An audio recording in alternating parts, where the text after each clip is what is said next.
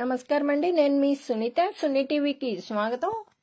మీకు ప్రతిరోజు బ్రహ్మముహూర్తంలో మెలకువ వస్తుందా? అవి దేనికి సంకేతమో తెలుసుకుందామా? బ్రహ్మముహూర్తానికి దైవానుగ్రహానికి అనుకూల సమయంగా చెప్తారండి. ఈ సమయంలో లేచి దేవుణ్ణి పూజించడం వల్ల మంచి ఫలితాలుంటాయంటారు. బ్రహ్మ ముహూర్తంలో నిద్రలేస్తే ఎటువంటి ఫలితాలున్నాయో తెలుసుకుందాం.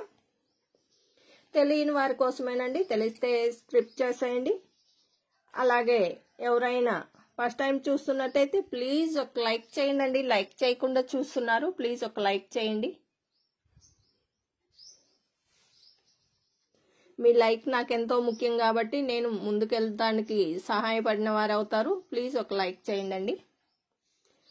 అలాగే తెల్లవారుజామున 3 గంటలకి మనకి అకస్మాత్తుగా మేల్కొంటుంటాము ఒక్కోసారి. అదే టైంలో రోజు తెల్లవారుజామున అమృత గడియల్లో మీకు మెలకువ వస్తుంటే దాని వెనుక కారణం ఏమిటని తెలుసుకోవాలండి.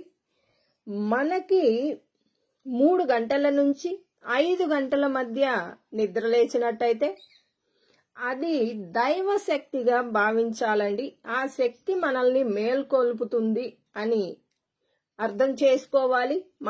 ఆ టైంలో మనకి మేల్కొన్నట్లయితే రోజు అదే టయానికి మెలకువ వస్తుంటే అకస్మాత్తుగా మనకి దైవ శక్తి ఏదో చెప్పాలని, మనకి సందేశాన్ని ఇస్తుందని అర్థం చేసుకోవాలి. తెల్లవారుజామున 3 గంటల నుండి 4:30 మధ్య సమయాన్ని మనకి దేవతల కాలంగా పరిగణిస్తుంటారు. ఆ కాలాన్ని అమృత కాలంగా కూడా, అంటే బ్రహ్మ ముహూర్తంగా కూడా పిలుస్తారనమాట. బ్రహ్మ ముహూర్తం అంటారు, అమృత కాలం అంటారు. ఆ టైంలో ఈ సమయంలో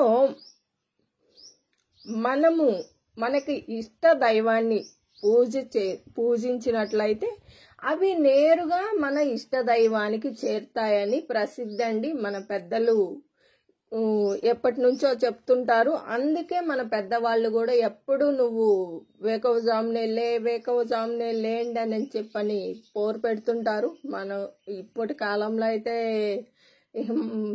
ఏదో సామెత చెప్పినట్టు పాతకాలంలో భార్య పొద్దెక్కినా కూడా లేవట్లేదనమాట. అమృత కాలంలో లేవడం వల్ల మనకి ఎన్ని ప్రయోజనాలున్నాయో తెలుసుకుందామండి. బ్రహ్మ ముహూర్తం లేదా అమృత సమయం అంటే, బ్రహ్మ ముహూర్తం రాత్రి చివరి గడియ అనగా 3వ భాగం. వైదిక గ్రంథాల ప్రకారం అయితే నిద్ర నుంచి మేల్కోవడానికి ఇదే సరైన సమయం అటండి. బ్రహ్మ అంటే అంతిమ అని, అంశం ముహూర్తం అంటే శుభ సమయం. బ్రహ్మ ముహూర్తాన్ని అమృత సమయం అని కూడా అంటారు.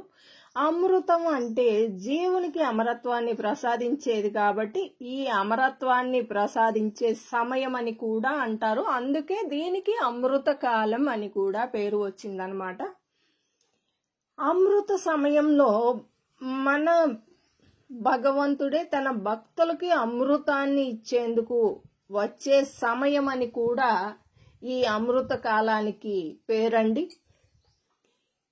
మనకి ఆ సమయంలో సానుకూలమైనటువంటి అవకాశాలు ఉంటాయట. అంటే వాతావరణంలో మన చుట్టూ అనుకూలంగా దైవ శక్తి ప్రకంపనలు ప్రకాశిస్తుంటాయన్నమాట ఆ టైంలో. అందుకే మన చుట్టూ వాతావరణం చాలా చైతన్యవంతంగా ఉంటుంది ఆ టైంలో.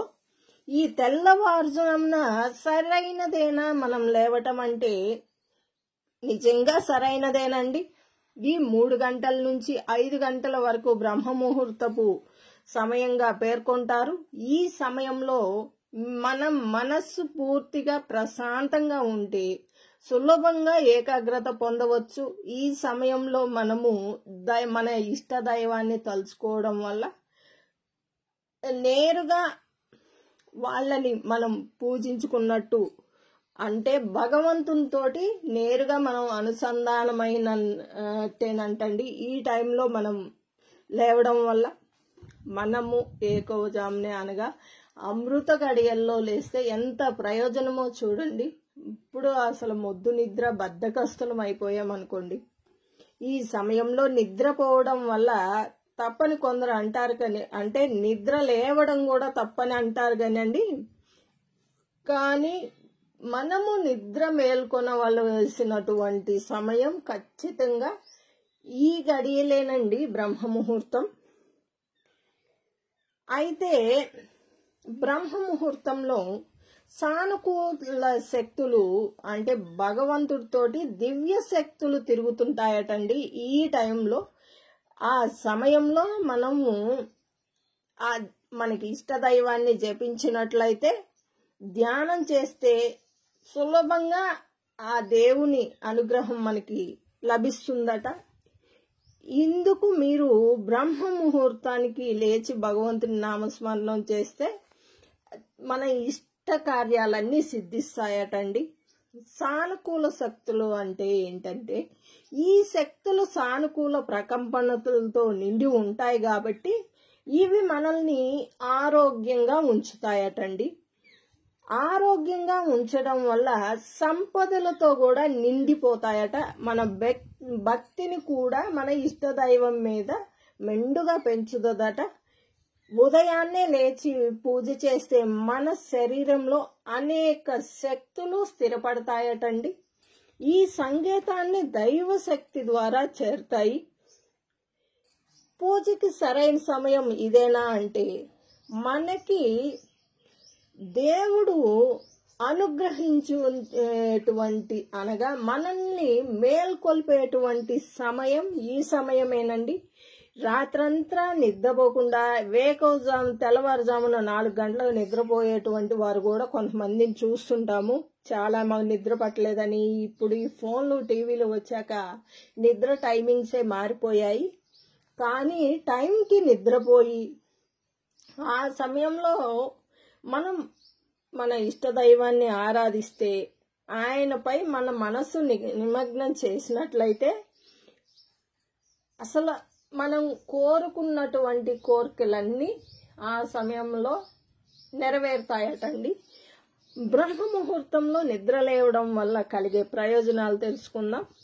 బ్రహ్మ ముహూర్తం సమయంలో దైవక శక్తి, ధ్యానం, పూజలపై దృష్టి సారిస్తే ఖచ్చితంగా మనకి గొప్ప ఫలితాలు లభిస్తాయండి. బ్రహ్మ ముహూర్తపు నియమ నిబంధనల ప్రకారం మనము జీవితాలను గడిపిన వారు ఎల్లప్పుడూ దైవానుగ్రహం నిండుగా ఉంటుందని విశ్వసిస్తుంటారు. ఆ బ్రహ్మ ముహూర్తంలో పూజలు చేయడం వల్ల దైవానుగ్రహం త్వరగా లభిస్తుందండి. తెల్లవారుజామున మనకి బ్రహ్మ కూడా ఈ ముహూర్తంలోనే శివుణ్ణి పూజించి వరాలు పొందాడటండి. అందుకని దీనికి బ్రహ్మ ముహూర్తం అని కూడా పేరు వచ్చిందట. ఈ బ్రహ్మ ముహూర్త సమయంలో అంత ప్రశాంతంగా ఉంటది కాబట్టి మన చుట్టూ వాతావరణం స్వచ్ఛంగా ఉంటుంది కాబట్టి ఈ సమయంలోనే దేవదూతలు సంచరిస్తూ ఉంటారటండి. సత్వగుణాల ప్రాబల్యం ఎక్కువ ప్రధాన ఆలయాల తలుపులు కూడా ఈ సమయంలో మాత్రమే తెరుచుకుంటుంటాయి. బ్రహ్మ ముహూర్తంలో మాత్రమే దేవుణ్ణి పూజించే సాంప్రదాయం ఉంటుంది కొన్ని దిక్కళ్ళ.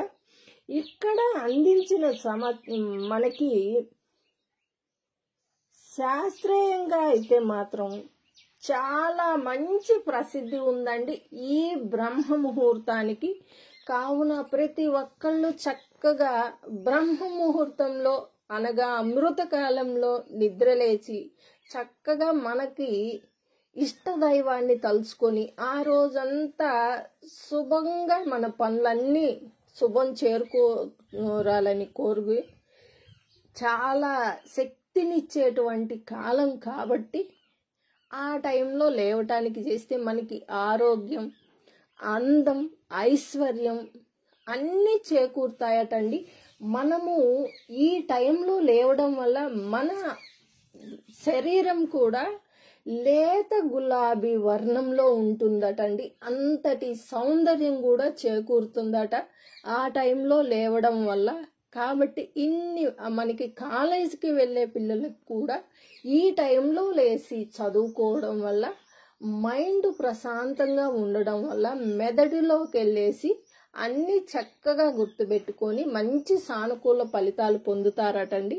కావున ప్రతి ఒక్కళ్ళు బ్రహ్మ ముహూర్తంలో లేవడానికి ట్రై చేసి ఆ అమృత కాలంలో మనకి కూడా అమృతాన్ని తాగినటువంటి ఆయుష్ని ఇస్తాడు. కాబట్టి చక్కగా నిద్ర మేలుకొని హాయిగా ఆ భగవంతునికి ఆ రోజంతా అసలు మన శాంతిగా గడుపుతారని కోరుకుంటూ స్వస్తి అండి. మరొక మంచి వీడియోతో మళ్ళీ కలుస్తాను. ఏమైనా తప్పులుంటే మన్నించండి. నాకు తెలిసినంత మేర నేను కొన్ని పెద్దవారిని కనుక్కొని పురోహితుల్ని చెప్తున్నానన్నమాట. ఏమన్నా తప్పులుంటే మన్నించండి. Thank you so much for watching my videos అండి. మరొక మంచి వీడియోతో మళ్ళీ కలుస్తా. జై శ్రీరామ్.